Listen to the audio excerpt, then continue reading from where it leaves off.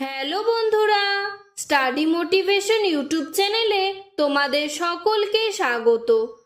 আজকে আমি তোমাদের ক্লাস 3 বাংলা পাতাবাহার বইয়ের পর্যটন কবিতাটির অনুশীলনের সমস্ত প্রশ্ন উত্তর করিয়ে দেব। পর্যটন কবিতাটির লাইন ভিত্তিক বিষয়বস্তু বিশ্লেষণ করে দিয়েছি এবং বাংলা বইয়ের অন্যান্য গল্পগুলোরও অনুশীলনের প্রশ্ন উত্তর করে দিয়েছি। ডেসক্রিপশনে লিংক দেওয়া আছে, প্লেলিস্ট করে দেওয়া আছে, সেখান থেকে দেখে নিও। 1 নম্বরে বলেছে এক কথায় উত্তর দাও। 1-এর 1 দাগ। পর্যটন করেন যিনি তাকে কি বলা হয়? উত্তর, পর্যটন করেন যিনি তাকে পর্যটক বলা হয়। 1-এর 2 দাগ।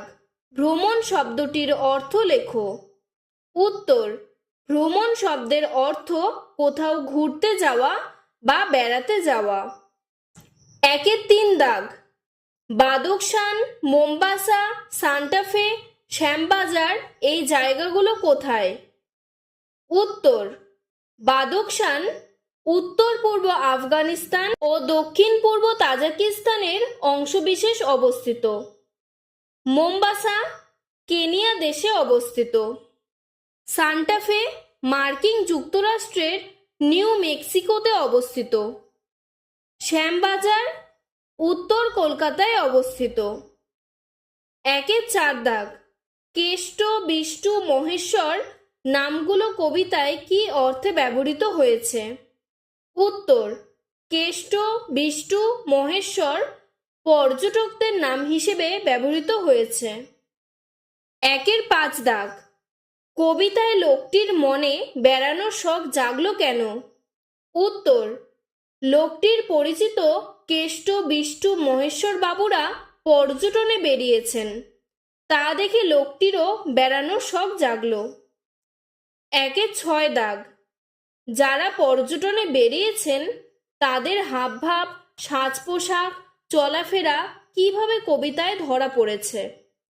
উত্তর, যারা পর্যটনে বেরিয়েছেন তাদের মধ্যে কেষ্টবাবুর মাথায় মস্ত পাগড়ি পড়েছেন, বিষ্টুবাবু সিংহের মতো দ্রুত পায়ে পর্যটনে যাচ্ছেন, আবার মহেশ দাস ভর দুপুরে ধুলো উড়িয়ে পর্যটনে চলছেন।